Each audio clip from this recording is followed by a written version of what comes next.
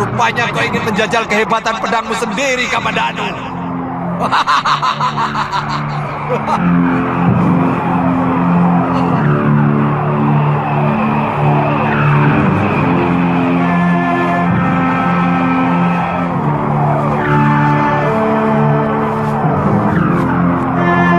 Tidak usah, Nyai. Mestinya Kakang kejar. Tinggal sedikit lagi Kamandanu bisa Kakang tewaskan. Yang penting, dia tidak berani lagi kemari.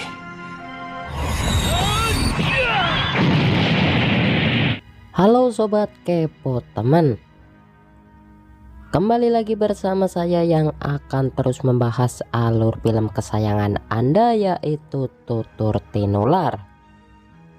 Namun seperti biasa, sebelum kita lanjut menuju pembahasannya, untuk kalian yang belum subscribe, silahkan di subscribe terlebih dahulu serta nyalakan lonceng notifikasinya agar kalian tidak ketinggalan episode selanjutnya. Oke, dan tanpa perlu lama-lama langsung saja kita menuju ke alur ceritanya. Meskipun berhasil membuat Kamandanu melarikan diri, namun Tong Bajil mengalami luka dalam yang cukup serius akibat pertarungan yang terjadi sebelumnya. Di sisi lain, meskipun Kamandanu telah menguasai semua jurus-jurus naga puspa, namun tetap saja ia tidak langsung mampu merebut pedang pusaka itu dari tangan Tong Bajil. Dalam momen itu, Kamandanu terlihat begitu sangat ketakutan ketika Tong Bajil mulai mengeluarkan pedang naga puspa dari sarungnya. Menyaksikan hal tersebut, Sakawuni pun coba bertanya apa penyebab dari ketakutan yang dialami oleh Kamandanu. Kamandanu pun menjelaskan jika dirinya melihat pedang naga puspa tiba-tiba berubah menjadi seekor naga raksasa yang berniat ingin menelannya. Karena alasan itu, Kamandanu lalu meminta Sakawuni untuk mengantarkannya kembali ke rumah Empu Lunggah untuk mempertanyakan hal tersebut. Aku benar-benar tidak mengerti. Seluruh jurus naga puspa yang aku gunakan seperti lumpuh di hadapan pedang naga puspa. Apa Empu Lunggah akan memberikan jurus yang lebih hebat lagi, Kakang? Aku sungguh tidak tahu. Tapi setidak-tidaknya Empu Lunggah bisa memberikan saran. Karena beliau juga sangat memahami perihal senjata pusaka. Saya belajar masak Mesin yang dari juga murid-murid sedang ayah dicari saya. oleh Kamandanu ternyata berhasil diselamatkan Ayo, Tanca. oleh seorang pria tua. Kenapa Bapak Wong Diketahui sampai bahwa terdampar di pria negeri tua Tumapan itu ini? bernama Biar saya ambilkan. Bapak Wong yang juga Sudah sangat lama, merupakan Mesin. orang dari seberang. Saya masih muda saat itu. Seperti pemuda-pemuda Cina pada Diperlihatkan umumnya. bahwa dalam rumah itu Bapak Wong Saya pun ingin tidak sekali tinggal merantau. seorang diri. Saya Namun memilih ia menuju juga selatan. tinggal bersama salah seorang pemuda yang Dan saya merasa diketahui cocok tinggal di bernama negeri yang penduduknya Rapanca. sangat ramah ini. Obrolan antara Mesin serta Bapak Wong pun terus berlanjut sambil mereka menikmati hidangan makan malam. Hingga pada akhirnya Mesin pun tahu kalau Bapak Wong bukanlah pria tua biasa, melainkan seorang tabib yang sangat handal. Dari situ Mesin pun mulai tertarik untuk mempelajari tentang ilmu-ilmu pengobatan. Kisah kemudian berlanjut kepada Halayuda dan yang lainnya yang diutus oleh Raden Wijaya untuk menumpas Tong Bajil serta para komplotannya. Mengetahui jika Tong Bajil bukanlah lawan yang mudah, Empu Wahana memutuskan menyewa para pendekar bayaran untuk membunuh Tong Bajil serta Dewi Sambi. Dari mereka, kisah pun kemudian berlanjut kepada Kamandanu dan Sakawuni yang akhirnya sampai di rumah Empu Lunggah. Kamandanu pun segera menceritakan tentang apa yang ia alami ketika mulai melihat pedang naga puspa. Menanggapi cerita Kamandanu, Empu Lunggah pun dibuat kebingungan karena ia tidak tahu roh apa yang sudah dimasukkan oleh Empu Randubaya ke dalam pedang naga puspa. Mendengar ceritamu, sangat gamblang bahwa pedang naga puspa memiliki isi yang terlalu panas, sehingga tidak bisa dikendalikan oleh jurus naga puspa yang sebenarnya memiliki inti yang sama. Apa mungkin jurus naga puspa yang saya miliki masih belum sempurna, Guru? Tidak. Kamu sudah sangat sempurna menguasai jurus itu. Bahkan sampai pada bagian yang paling sulit. Kalau begitu, akan sulit sekali untuk bisa merebut kembali pedang pusaka itu, Guru. Saya tidak tahu roh naga apa yang diisikan oleh Adira Nubaya. Tapi bagaimanapun, pasti ada kekuatan yang mampu untuk menjinakkannya. Cuma sekarang saya belum menemukan. Empu Wahana dan rombongannya terlihat segera mendatangi tempat persembunyian Tong Bacil setelah mendapatkan tambahan kekuatan dari para pendekar bayaran. Namun sayang, kedatangan mereka diketahui oleh salah seorang anak buah Tong Bacil, hingga Tong Bacil pun sengaja menyiapkan pasukan besar untuk menyambut orang-orang Mojopahit itu. Pertempuran pun akhirnya tidak dapat terhindarkan. Dari kubu Tong Bacil, ia serta Dewi Sambi memimpin secara langsung pertempuran, sementara dari kubu Majapahit, Empu Wahana serta Halayuda hanya menyaksikan dari atas kuda. Pada akhirnya Tong Bacil serta Dewi Sambi mampu membunuh semua pendekar bayaran suruhan Empu Wahana. Menyaksikan hal itu, Empu Wahana pun segera menarik mundur pasukannya dan meminta mereka untuk kembali pulang ke Majapahit. Tong Bacil terlihat begitu sangat bangganya setelah berhasil membuat para pasukan Majapahit itu lari kocar-kacir. Kemudian setelah pertarungan tersebut, Tong Bacil mengajak Dewi Sambi serta para komplotannya untuk berpindah tempat demi semakin memperbesar kekuatan mereka. Dari Tong Bacil, kisah kemudian berlanjut kepada Empu Lunggah, di mana sang empu rupanya mulai melakukan semedi untuk mencari tahu jawaban atas apa yang sudah diceritakan oleh Kamandanu. Dalam semedinya itu, Empu Lunggah mendapat bisikan kata gandring sebanyak 3 kali.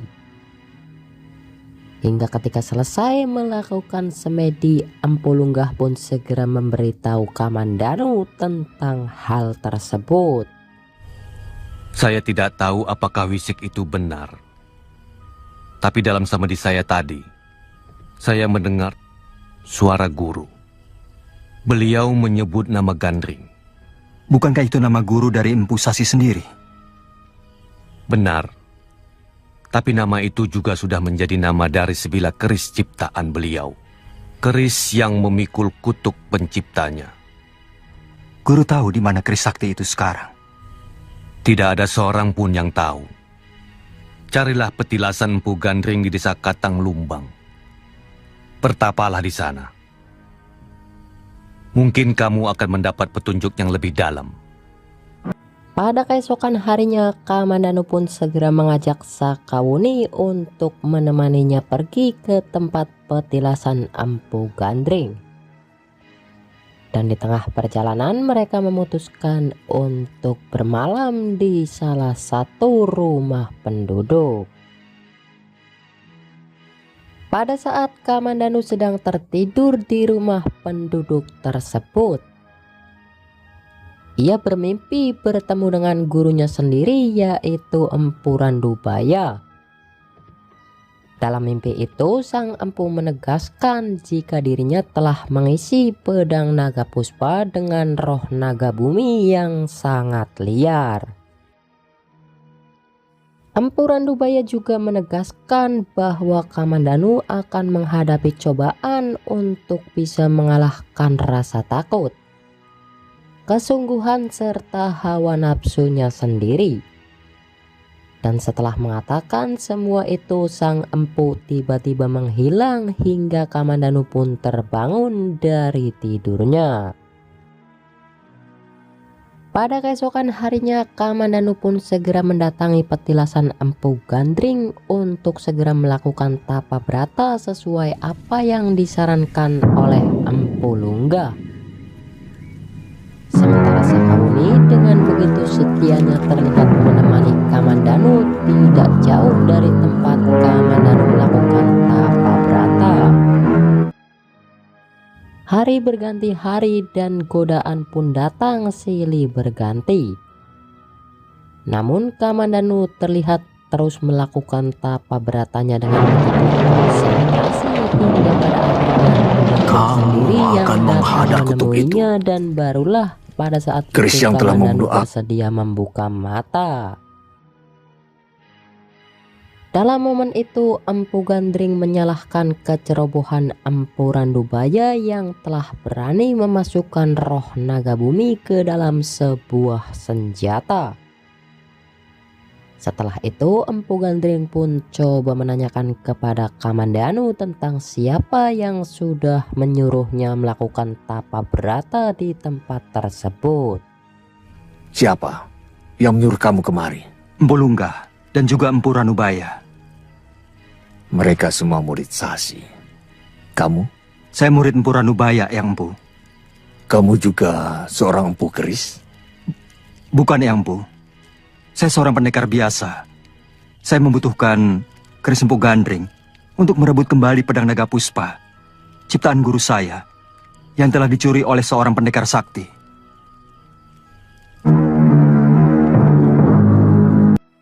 Empu Gandring tidak mengatakan sepatah kata pun dan malah pergi meninggalkan Kamandanu begitu saja. Menyaksikan itu, Kamandanu pun berusaha mengejar sang empu, namun langkahnya dihentikan oleh Sakawuni yang telah terbangun dari tidurnya. Sakawuni pun bertanya apa yang sedang dilakukan oleh Kamandanu. Kamandanu menjelaskan jika ia sedang berusaha mengejar Empu Gandring yang tiba-tiba menghilang dan berubah menjadi cahaya hijau. Dalam momen itu, Sakawuni tidak melihat sosok Empu Gandring, apalagi sebilas cahaya hijau seperti apa yang dijelaskan oleh Kamandanu. Di tengah kebingungan itu, kemudian muncullah cahaya hijau di tempat lain yang membawa sebilah keris. Sakawuni berusaha mengangkat keris itu namun tidak mampu. Hingga pada akhirnya Kamandanulah yang berhasil melakukannya dan bahkan sampai mengeluarkan keris tersebut dari sarungnya. Keris Empu Gandring, Kakang. Iya. Menurut cerita, keris pesanan Ken Arok itu belum selesai dibuatkan gagang dan warangkanya sewaktu mau diambil. Itu juga yang membuat Ken Arok menjadi marah dan menikam Empu Gandring dengan keris buatannya sendiri.